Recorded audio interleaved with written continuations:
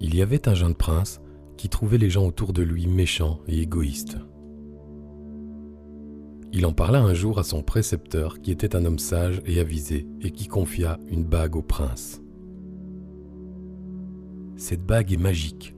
Si tu la tournes 3 fois sur elle-même, un génie t'apparaîtra. Toi seul le verras. Chaque fois que tu seras insatisfait des gens, appelle-le. Il te conseillera. Mais attention, ce génie ne dit la vérité que si on ne le croit pas. Il cherchera sans cesse à te tromper. »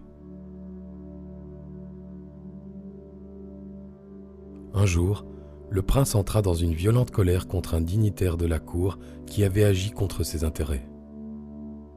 Il fit tourner 3 fois la bague. Aussitôt, le génie apparut. « Donne-moi ton avis sur les agissements de cet homme, dit le prince. S'il a fait quelque chose contre toi, il est indigne de te servir. Tu dois l'écarter ou le soumettre. » À ce moment, le prince se souvint des paroles étranges de son précepteur. « Je doute que tu me dises la vérité, dit le prince. »« Tu as raison, dit le génie, je cherchais à te tromper. Tu peux bien sûr asservir cet homme, mais tu peux aussi profiter de ce désaccord pour apprendre à négocier, à traiter avec lui et à trouver des solutions qui vous satisfassent tous les deux. »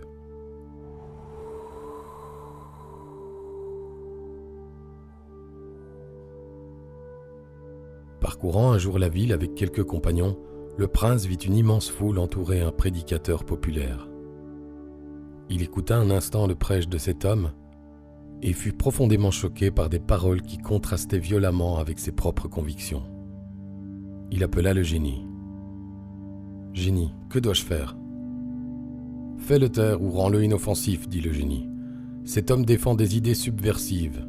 Il est dangereux pour toi et pour tes sujets. » Cela me paraît juste, pensa le prince, mais il mit néanmoins en doute ce que le génie avait dit.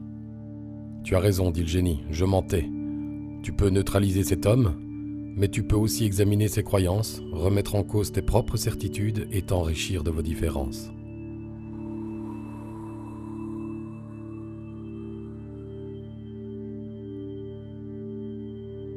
Pour l'anniversaire du prince, le roi fit donner un grand bal où furent conviés rois, reines, princes et princesses.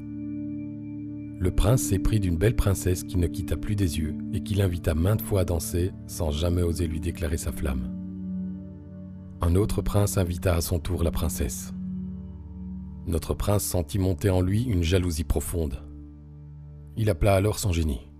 « Que dois-je faire selon toi ?»« C'est une crapule, répondit le génie. Il veut te la prendre. Provoque-le en duel et tue-le. » Sachant que son génie le trompait toujours, le prince ne le crut pas. « Tu as raison, dit le génie. Je cherchais à te tromper. Ce n'est pas cet homme que tu ne supportes pas. Ce sont les démons de tes propres peurs qui se sont éveillés quand tu as vu ce prince danser avec la princesse. Tu as peur d'être délaissé, abandonné, rejeté. Tu as peur de ne pas être à la hauteur. Ce qui se réveille en toi dans ces moments pénibles te révèle quelque chose sur toi-même. »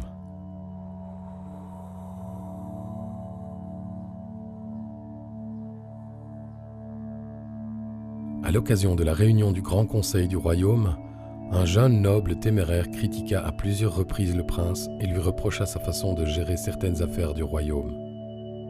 Le prince resta cloué sur place face à de telles attaques et ne sut que répondre. L'autre continua de plus belle et à nouveau le prince se tut, la rage au cœur. Il fit venir le génie et l'interrogea. « Ôte-lui ses titres de noblesse et dépouille-le de ses terres, » répondit le génie. « Cet homme cherche à te rabaisser devant les conseillers royaux. »« Tu as raison, dit le prince. » Mais il se ravisa et se souvint que le génie mentait.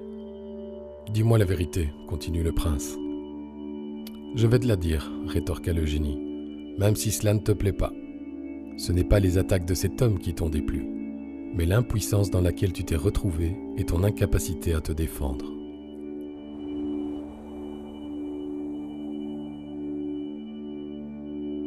Un jour, dans une auberge, le prince vit un homme se mettre dans une colère terrible et briser table et chaise.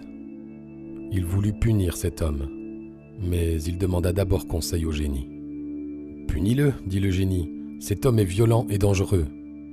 Tu me trompes encore, dit le prince. C'est vrai, cet homme a mal agi. Mais si tu ne supportes pas sa colère, c'est avant tout parce que tu es toi-même colérique et que tu n'aimes pas te mettre dans cet état. Cet homme est ton miroir.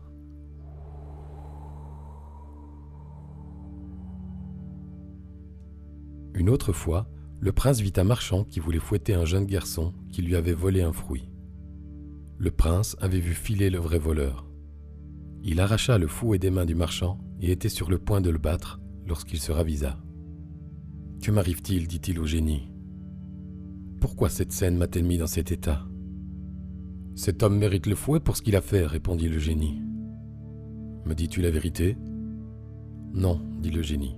« Tu as réagi si fortement parce que l'injustice subie par ce garçon t'a rappelé une injustice semblable subie autrefois. Cela a réveillé en toi une vieille blessure. »